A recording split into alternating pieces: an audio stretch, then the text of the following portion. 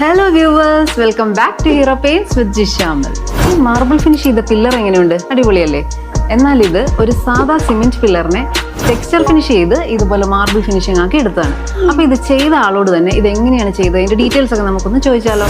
അപ്പൊ ഈ അടിപൊളി ടെക്സ്ചർ പെയിന്റിംഗ് ചെയ്ത പെയിന്റർ ഷാജി ചേട്ടനോട് തന്നെ നമുക്ക് ചോദിക്കാം. ചേട്ടാ, എങ്ങനെയാണ് ഇതിന്റെ ഒരു പ്രൊസീജിയർ? നമ്മുടെ ഈ തൂണ് സാധാരണ സിമെന്റ് തൂണായിരുന്നു. ഇത് മാർബിൾ ഫിനിഷേക്ക് ചെയ്തതിന്റെ കാരണം വെച്ചാൽ സാധാരണ നമ്മുടെ നൈസ് ടെക്സ്ചർ പൊട്ടി എടുത്തിട്ട് അതിൽ ബ്ലാക്ക് ഷൈനറും കൂടെ ആഡ് ചെയ്ത് രണ്ടും കൂടെ മിക്സ് ചെയ്ത് വൈറ്റും ബ്ലാക്കുമായിട്ട് ഇടകലർന്ന് ഇങ്ങനെ പൊട്ടിയിട്ടതിന് ശേഷം നന്നായിട്ട് ഉണങ്ങി അതിന് ശേഷം നമ്മുടെ പേപ്പർ പിടിച്ച് വളരെ സ്മൂത്ത് ചെയ്ത് ക്ലിയർ ആക്കി എടുത്തതിന് ശേഷമാണ് അതിൻ്റെ പുറത്തേക്ക് നമ്മൾ ക്ലിയർ കോട്ട് ചെയ്തപ്പോഴത്തേക്കാണ് ഈ ഒരു ഫിനിഷ്. അപ്പോൾ ഇതിങ്ങനെ ചെന്നാൽ ഈ ലാമിനേറ്റ് ചെയ്ത പോലെ ഇരിക്കുന്നത് നല്ല ക്ലിയർ കോട്ട് ചെയ്ത് കഴിഞ്ഞാൽ ഇത് ലാസ്റ്റ് ചെയ്യുകയും ചെയ്യും. അഴുക്ക് പറ്റിയാൽ നമുക്ക് തുടച്ച് കളയുകയും ചെയ്യാം. നല്ലൊരു മാർബിൾ ഫിനിഷ് ഉണ്ടാവുകയും ചെയ്യും. അപ്പൊ ഇതുപോലെയുള്ള ഡിസൈൻസ് ഒക്കെ നമ്മുടെ പെയിന്ററിന്റെ സ്കില്ലിനെ ഡിപ്പെൻഡ് ചെയ്തിരിക്കും.